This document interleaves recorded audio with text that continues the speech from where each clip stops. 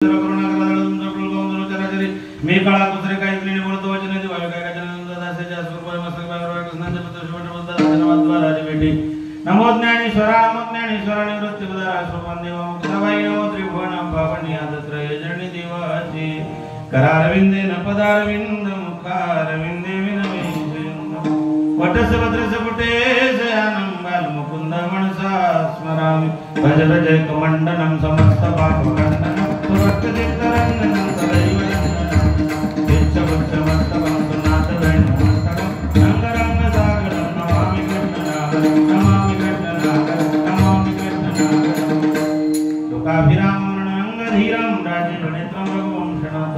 कारुण्यरूपं करुणाकरंतं श्रीरामचंद्रं शरणं प्रपद्ये वचनायका कमळा प्रतिमाची रंगाची विनंती कर जळतो कधी गाडी आपण सारे जवळ यावी यावी माझी बागेतर कामा गेला नाही कृपया बंधून देवा श्रद्धेत काजी राखावा कर जळतो कधी गाडी आपण सारे जवळ सेवेलागी सेवक झालो तुमच्या नाम चरणा आहो स्वामी तुकया देवा या वर्ण करा बाहेर कैवल्याचा पुतळा प्रकटला पुतळा चैतन्याचा जेवाडा ज्ञानोबा माझा साधकाचा मायबाप दर्शनाने दाप सर्वभूती सुखरूप ज्ञानोबा माझा धन्य धन्य मुक्ता भाई तुमचे चरणी माझे डोई माझा केला अंगीकार दाखविला परत परत आदत्रय चरणी मुक्ता भाई माते कृपा करीवर असते मजवरी आदिनाथ अनुग्रह नाथाशी दिसला नाते असत ठेविला मस्तके तुमच्या दयातीचे नाव भूतांचे पालन आणि जडन कंटकांचे धर्मनीतीचा हा ऐकावा व्यवहार निवडिले सारे दादा बेस कमी करा बाबा को बेस पसंद है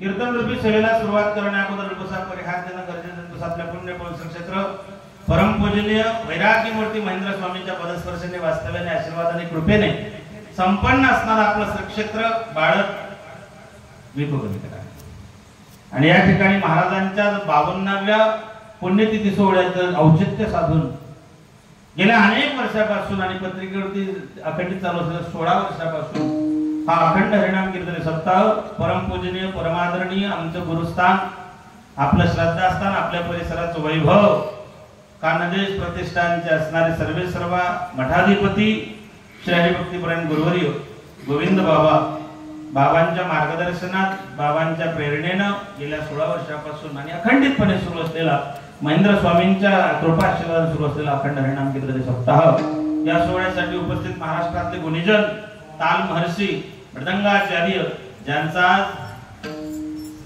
भडगाव पाचोरा तालुक्याच्या वारकऱ्यांच्या समोर माननीय आमदार महोदयांनी तोंड भरून कौतुक केलं असे असणारे ताल महर्षी परमेश्वरजी महाराज कुरंगीकर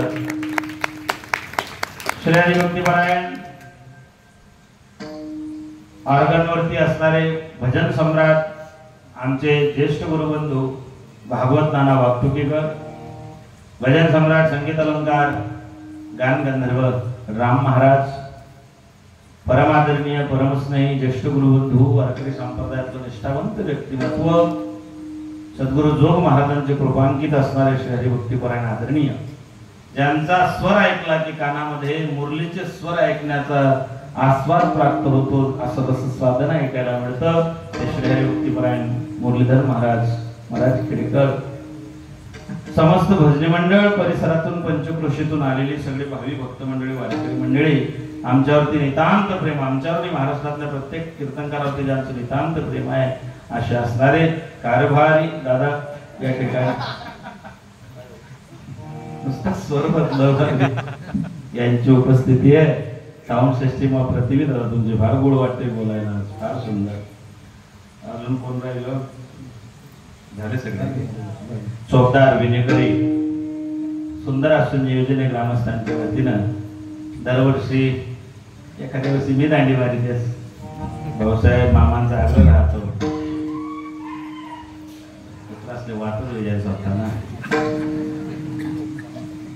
हा ना सत्याचं म्हणलं ₹1 वीट देतच नाही कोण तरी बोगल्याशिवाय तर मी त्यांना घरच्या देवाला अन्नान गरजे सुनवून कोण पंगत देत नाही कोण चहा पाजत नाही वर्गणी देत नाही कोण बोगल्याशिवाय कोण विठ्ठल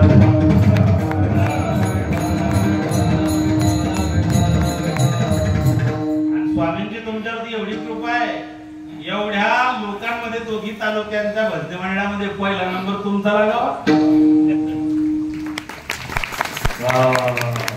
ही महाराजांची कृपा आहे तुमच्यावरती. पहिलंच नाव उच्चारलं गेलं महेंद्र स्वामी भजनी मंडळ बाळक बुद्रुक, महिला भजनी मंडळ बाळक बुद्रुक. बुद्रुक बुद्रुक बुद्रुक एकच आहे.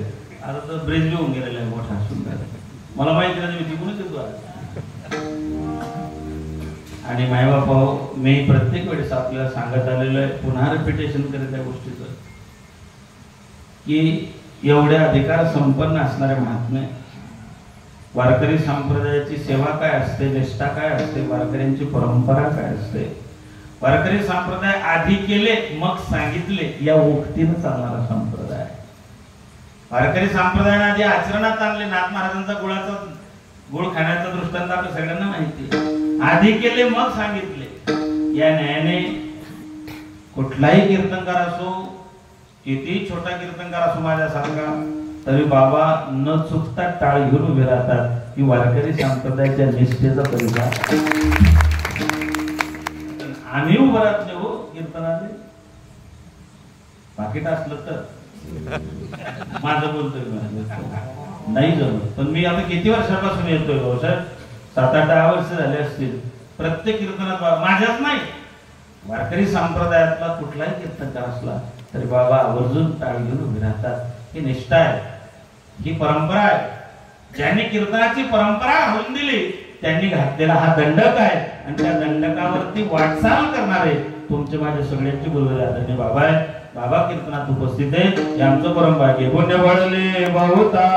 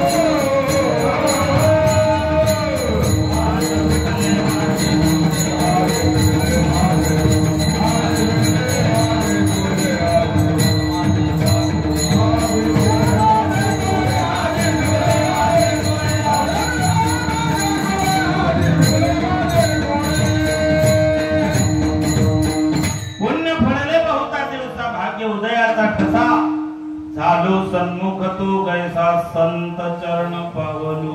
भाऊ अवघड आहे संत भेटी. साधूची भेट ओळख दुर्मिळ आहे. साधू तुमच्या गावात येतात तुम्ही भाग्यवान आहे. संतांच्या गावात येणं भाग्य आहे. संत तुमच्या घरी येतात परम भाग्य आहे. तुम्ही संतांची आठवण करता सौभाग्य आहे. स्वतः संत बनून जाणं महत्भाग्य आहे. आणि एवढं सगळं होऊन आपण सुधारणं दुर्भाग्य आहे. मृगाची अंगी कस्तुरीचा वास असे ज्यास त्यास नसे ठावा महाराज म्हणतात. मायबाप या पितृपक्षामध्ये, या श्राद्धाच्या 15वाड्यामध्ये तुमचे माझे सगळ्यांचे पितर गरुड पुराणानुसार 15 दिवस भूतलावरती येतात. तुमचे माझे सगळ्यांचे पितर या कालखंडात येतात. आणि या पवित्र पावन मंगलमय कालखंडामध्ये भगवत नामचिंतन, दान, धर्म, अन्नदान सांगितलेलं आहे. आणि या 15वाड्यामध्ये तुमच्यातून अन्नदान, नामदान सगळ्या गोष्टी पवित्र पावन मंगलमय तुमच्या हातून या सप्ताहाच्या माध्यमातून घडतायत. मायबाप तुमची माझी दिवाळी दरवर्षी साजरी होते. दसरा गेला की 20 दिवसांनी दिवाळी येते. आली आली बहीण भावाले आपली दिवाळी तेच मोठी साबण आला की दिवाळी साजरी होईल. तो दल्ला मर्जी वाटतात. त्याला नातू आहे कोणी परंपरा मी चालवतो चांगल्या परंपरा लोक टेकवत नाही नालायक परंपरा चालू ठेवल्याशिवाय राहत नाही पिंतर पाठामा शेवटी थांबा थांबा मारा कपर कवय ना झाला लावणं पडत दूध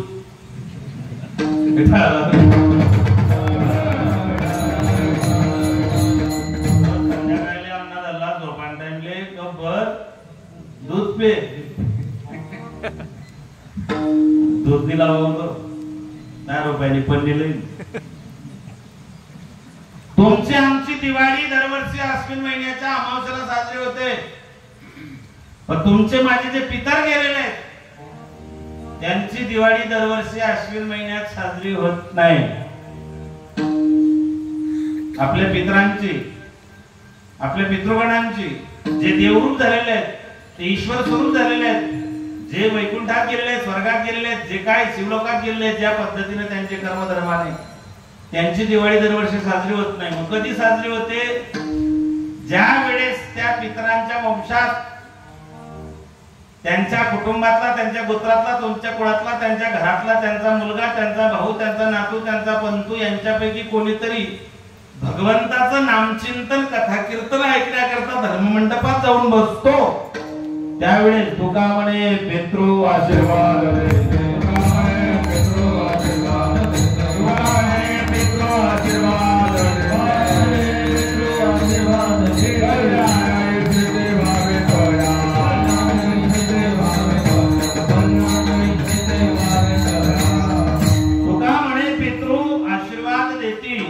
कल्याण इच्छिती व्हावे गेन मोकळा करा म्हणून हा पवित्र पावन मंगलमय कालखंड आहे हा पितृपक्षाचा 15वाळा श्राद्ध पक्षामध्ये तुमच्या माझ्या पितरांच्या कोणत्या देवाची उपासना केली की काय मिळते याचं वर्णन भागवताच्या 3 स्कंदात आलं ज्याला तेज पाहिजे त्याने अग्नीची वीरता पाहिजे रुद्राची धन पाहिजे त्याने अदितीची देवी तू श्री कामेश्वर असं भगवान व्यास सांगतात विद्या पाहिजे त्याने शंकराची बायको पाहिजे त्याने उर्वशीची सौंदर्य पाहिजे त्याने गंधर्वाची नवरा बायकोत प्रेम टिकायला पाहिजे त्याने पार्वतीची सगळ्यांचा स्वामी व्हायचं त्याने ब्रह्मदेवाची ज्याला निष्काम व्हायचंय त्याने नारायणाची उपासना करावी असं भागवत सांगतात निष्कामता जीवनामध्ये प्राप्त व्हावे काय निष्कामता कशाला म्हणतात मी आणि माझे मन विसरले जे अत्यंत कर्ण पार्था तू संन्यासी जाण निरंतर जणव करायचं मी आणि माझं ज्याचं संपलं त्यावेळेस त्या गोदावरी तो आरोह होत असतो आपण पवित्र पावन मंगलमय या कालखंडामध्ये भगवत नाम चिंतन करीत आहोत त्याच्यातून अन्नदान आहे नामदान आहे ज्ञानदान सुद्धा या ठिकाणी 8 दिवसापासून होत आहे महाराष्ट्रात नामवंत भक्त येऊन तुम्हाला या ठिकाणी ज्ञानामृत बोधामृताच्या माध्यमातून उपकृत करण्याचं कार्य होत आहे बाबांच्या मार्गदर्शनात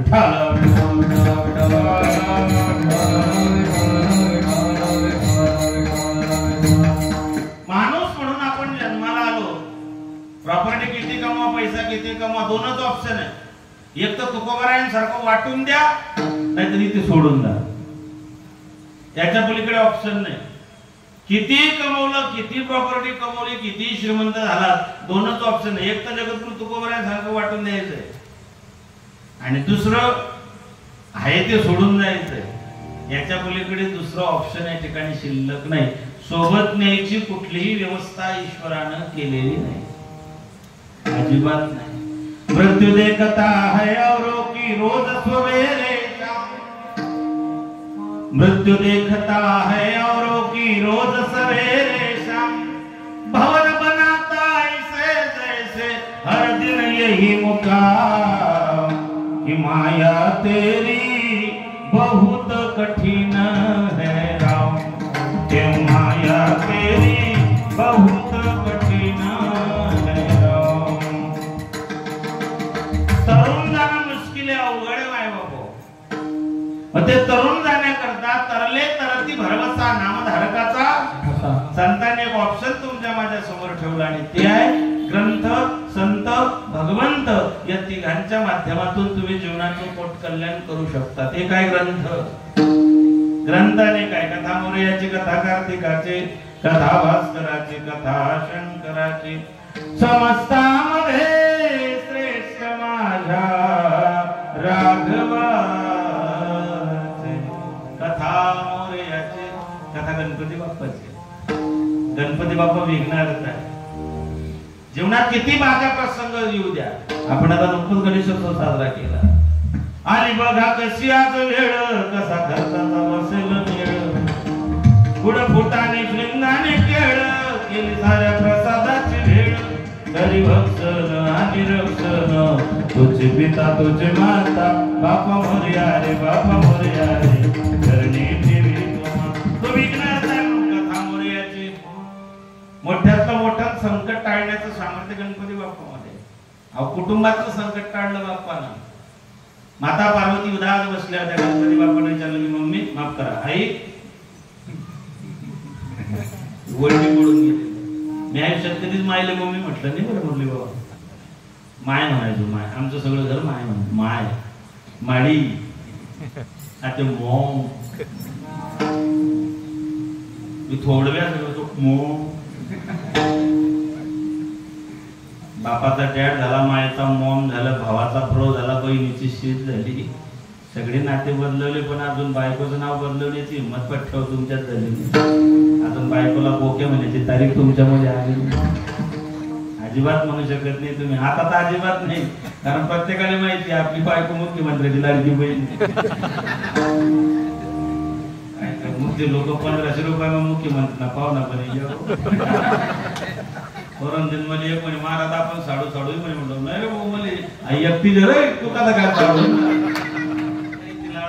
एकच झाली रे मरी माझं नाव सांग.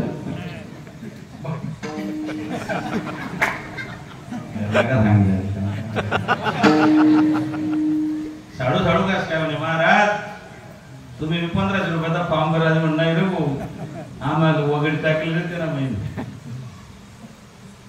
काय गंमत आहे बघा. मायबाप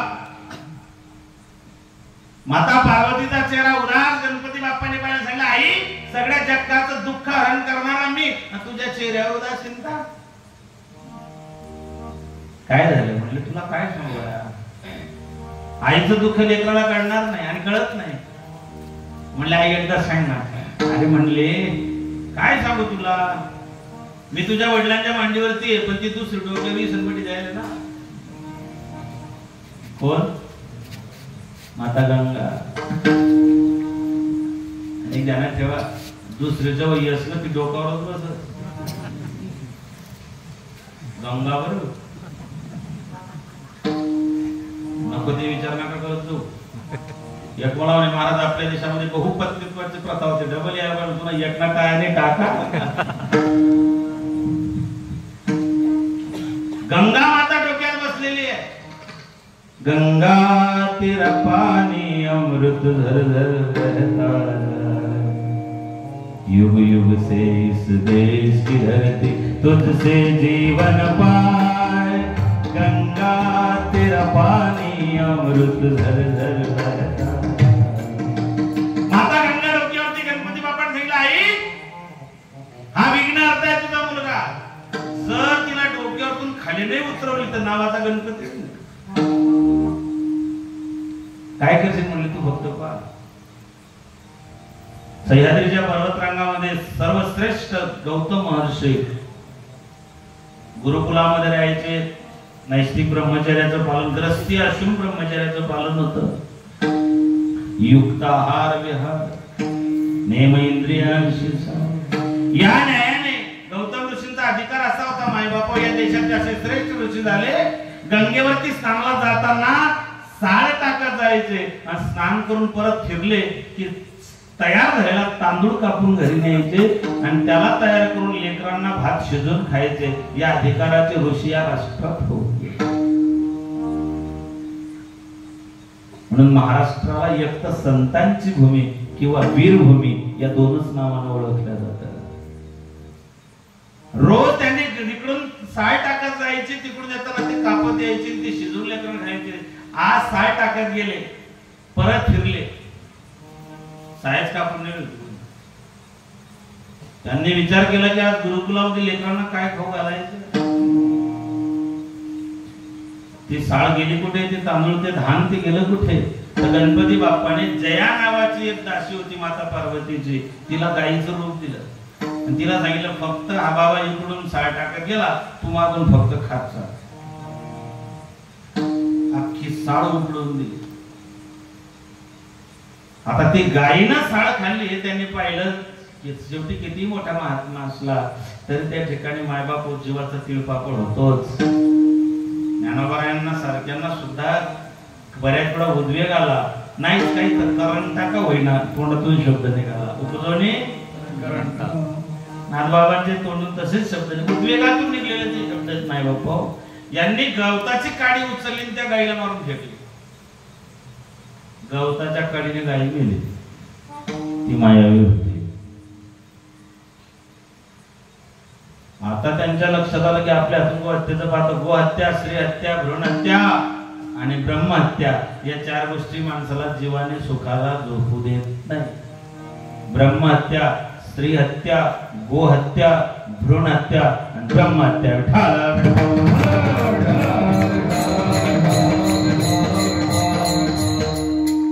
गणपती बाप्पा शिष्य बनून त्यांच्या आश्रमात गेले.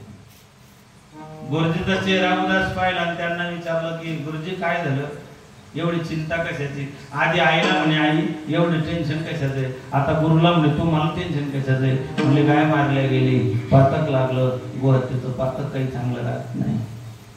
जय देशी गोहत्या घडे, तय देशी पर्जन्य न बळे. अवर्षण झालं, दुष्काळ पडला, आता काय करायचं? यांनी सांगितलं एक उपाय. म्हणले काय?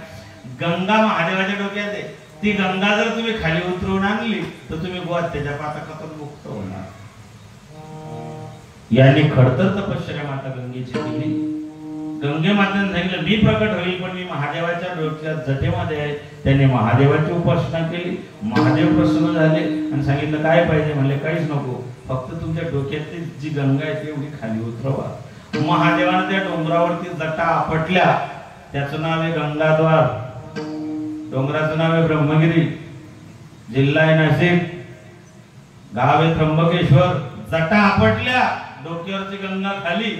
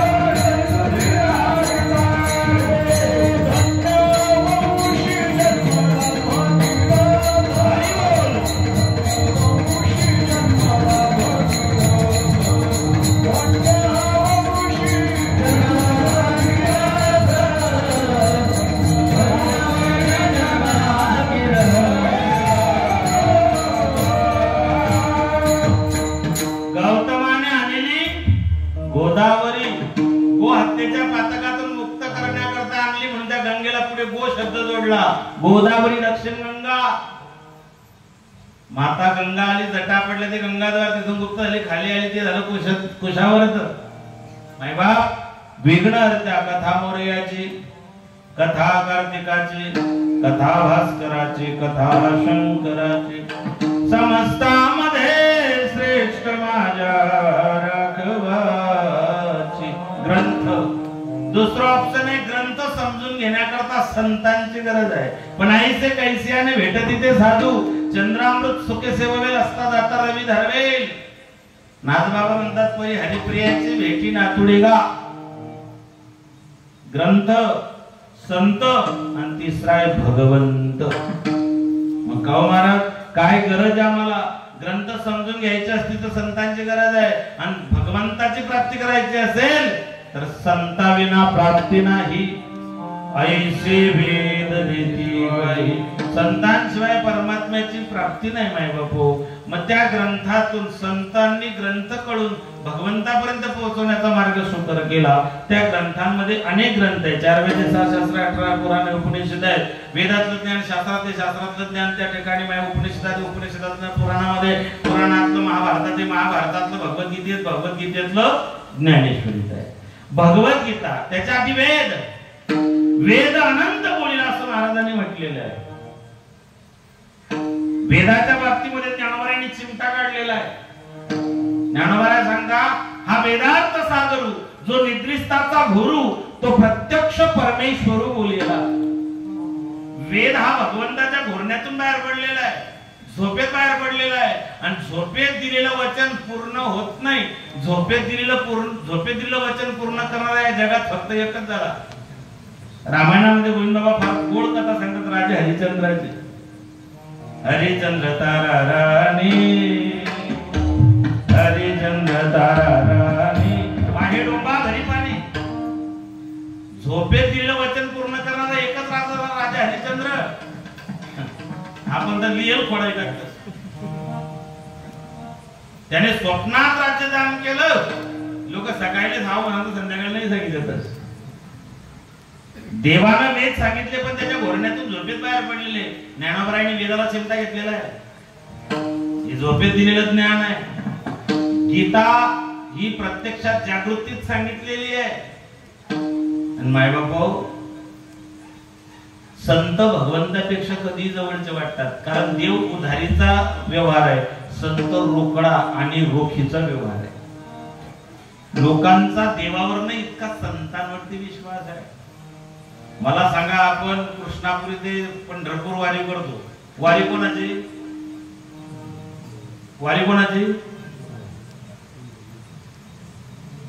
पोलीस पाटलाची. वारी कोणाची करतो आपण? आनंदी ते पंढरपूर वारी कोणाची आहे? पांडुरंगाची. मुक्ताईनगर ते पंढरपूर वारी कोणाची आहे? देहू ते पंढरपूर वारी कोणाची आहे? पांडुरंगाची. कृष्णापुरी ते पंढरपूर बाबा वारी घेऊन जातात. वारी कोणाची? पांडुरंगाची. विठ्ठलाची. जायचं कोणाच्या गावाला? विठ्ठलाच्या. आणि रस्ता भर लोक नाव कोणाचं घेतात? ज्ञानोबा